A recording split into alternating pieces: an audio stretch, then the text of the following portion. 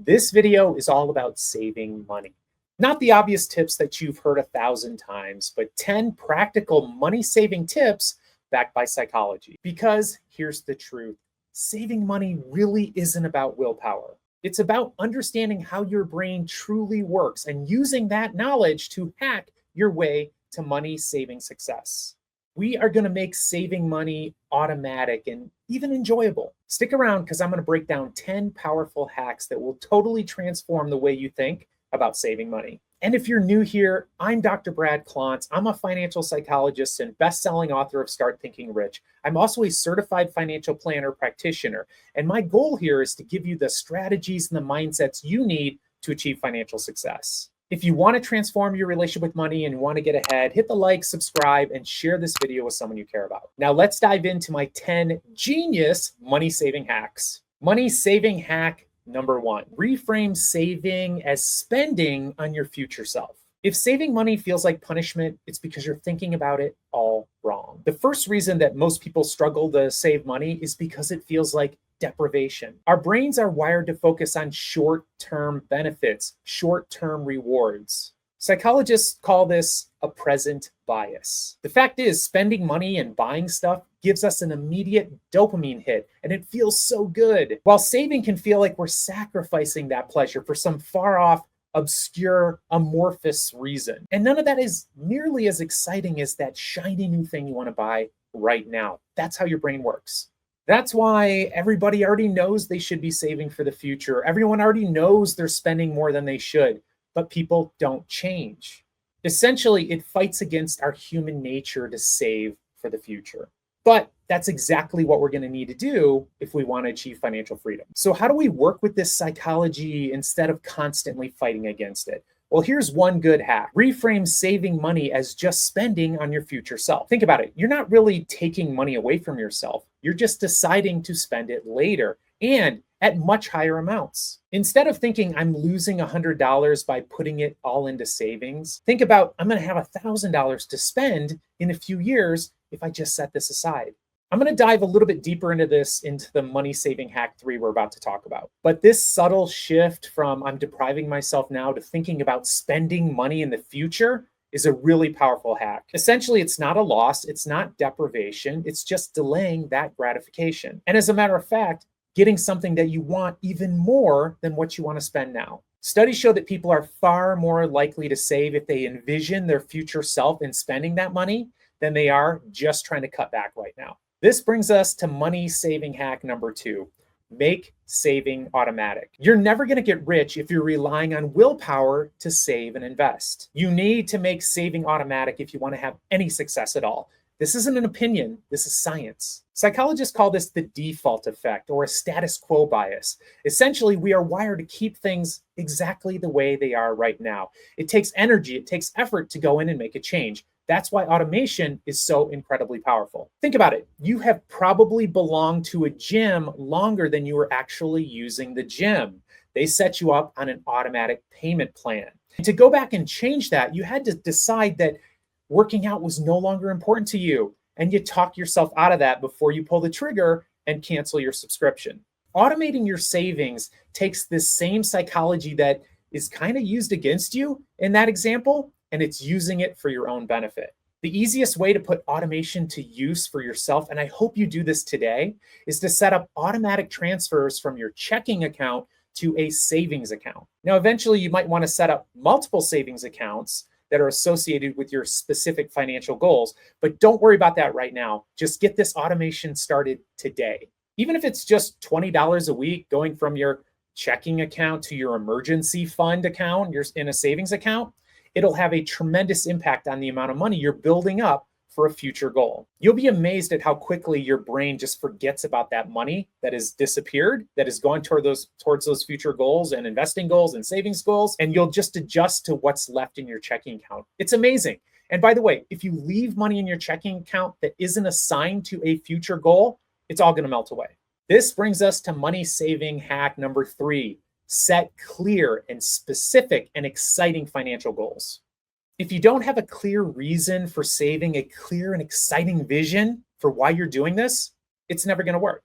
The big reason that saving money feels like deprivation and it feels so difficult is because most people haven't identified specific goals that they're saving for. Your brain doesn't get excited by abstract ideas about saving money in some savings account. That's entirely boring, and you will fall prey to buying something shiny and new right now. But your brain will get very excited about concrete goals that really matter to you, goals that are associated with your values and your vision and why you would want to make money to begin with.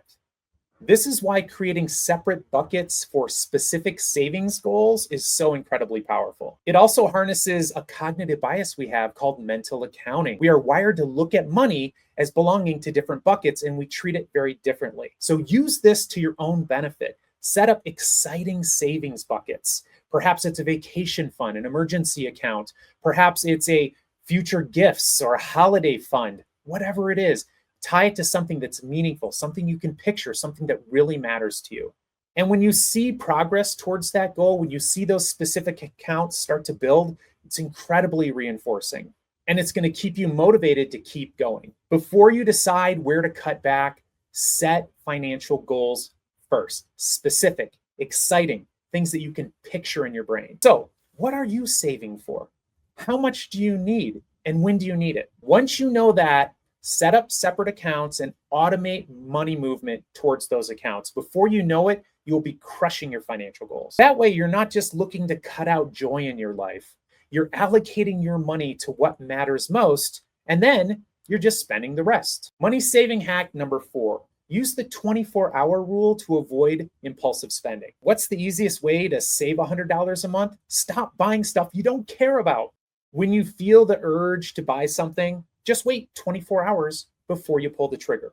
If you're shopping online, put it in your cart and just don't buy it until tomorrow. This simple pause disrupts the impulsive buying cycle. Just putting some time between that emotion, that desire, and actually spending the money is profoundly impactful in cutting down your spending. This gives your rational brain time to come back online.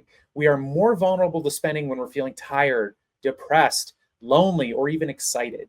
You have to let your emotional brain calm down so that your rational brain can come online and you can really think about, is this something that you can afford? Is this something you really are going to need? Is this something that you're going to feel great about buying tomorrow? 9 times out of 10, you're going to realize that impulse to buy something right now dissipates. And you think about, I might not really need this, and this might not really fit with my financial goal. You won't feel like you're depriving yourself. You're just going to be reminding yourself about why saving money by not spending it on that matters to you.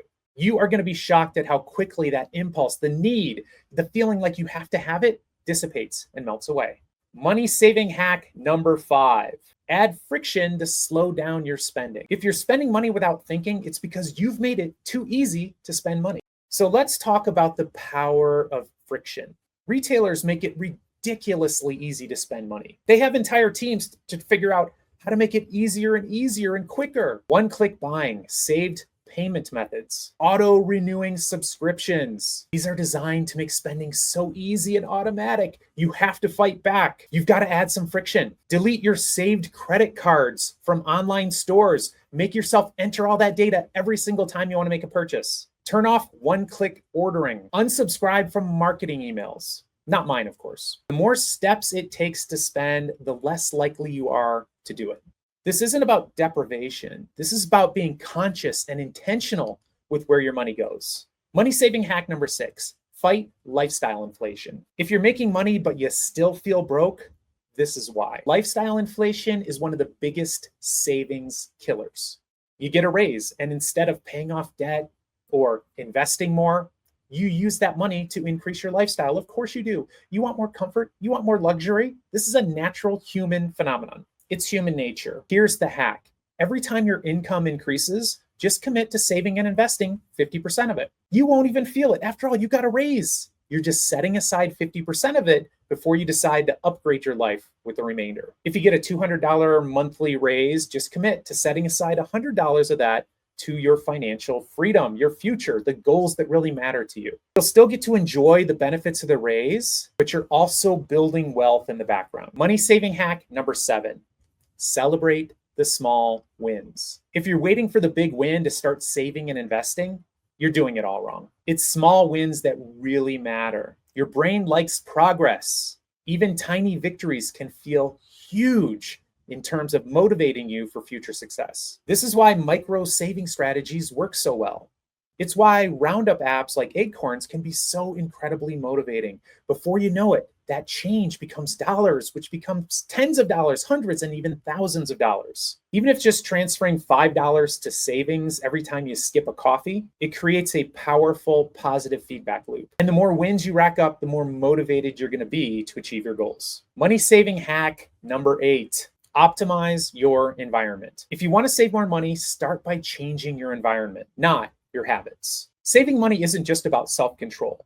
Spend some time setting up your environment so that it inspires you to save more. If you constantly see ads and sales and influencers online showing you their luxury goods, you're going to succumb to the pressure to spend more money now. You're going to have FOMO. You're going to have the urge to spend. Of course you are. Unfollow those accounts that trigger that desire for you. Be conscious of your emotions as they arise. Understand that you're just having FOMO. You're just having relative deprivation. You're wired to feel this way. When you see people who seem to be having a better time than you are, of course you're going to feel deprived. You have to fight against this automatic subconscious psychology and understand that you're being manipulated by people who are trying to get you to spend more money. Instead, surround yourself with people and with influencers and social media accounts that support you in your desire for financial freedom. Understand that wealthy people tend to be frugal. They tend to save and invest, not spend money on flashy things. Remember, your environment shapes your behavior far more